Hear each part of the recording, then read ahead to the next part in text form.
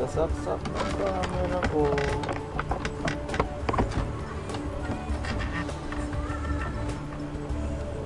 Nakikita mo to.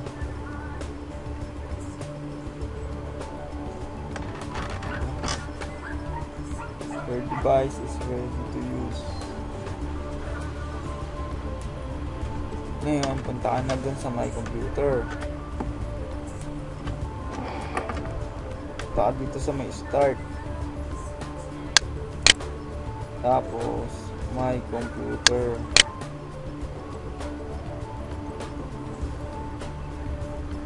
Tapos dito, nakikita mo na yung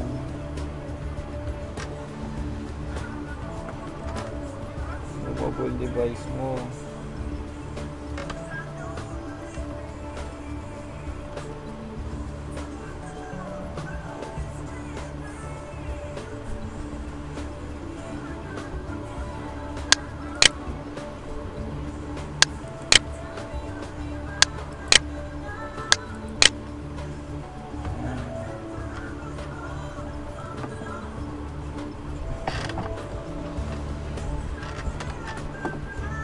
Antay mo lang.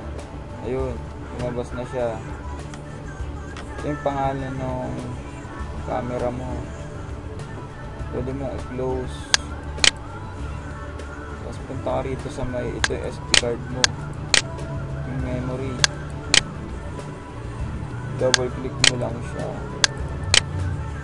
lalabas na yan. Punta ka dito sa may DCIM kung saan nakalagay mga picture mo. Double click. Okay, isa pang click. So ayan na lahat.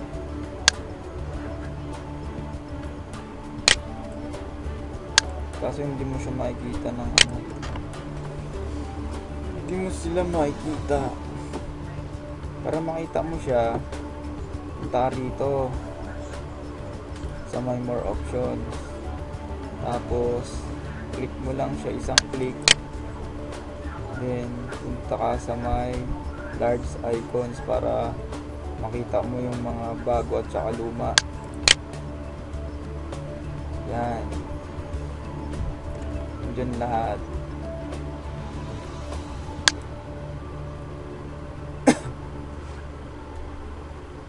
Halo-halo na yan. Nandiyan yung mga bago mo at saka luma. For example, ihiwalay mo na siya. Click mo tong minimize, restore down, para lumiit siya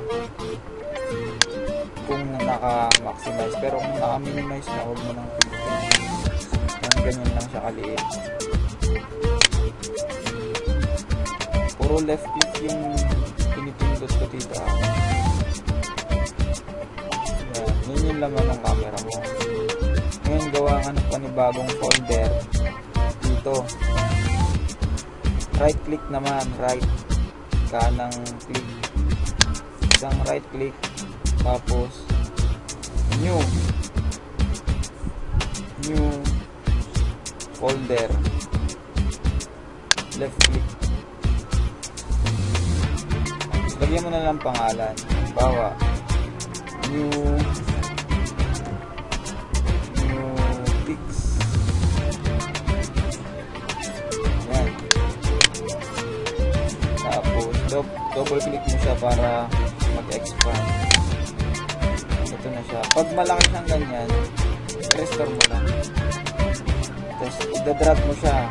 Pilitin mo yung left click, huwag mong bibitawan. Dito sa taas. Yan. Para pumunta sa baba. Yan. Para i-separate mo yung bago at saka luma. At pilitin mo to para tumaas at bumaba para makita mo siya lahat. Yan, for example, ito. Bago to, bagong picture. Huwag mong ito-double click. Isang left click o kaya hold mo yung left click mo, i-drag mo siya papunta rito sa kabila. Ganito, hold mo yung left click sa pindot, i-drag mo siya papunta rito. Tapos tsaka mo bitawan. Ilipat na siya dito sa kabila. Ayun. Para makita mo rin, pindutin mo rin yung dito. Ay, hindi pala. Ito pala yung more option. Tapos, large icon. Para makita mo kung nalipat siya. Tapos, example, ito pa. Ito pang isa. Hold ko lang yung left click. Tapos, drag ko siya papunta rito.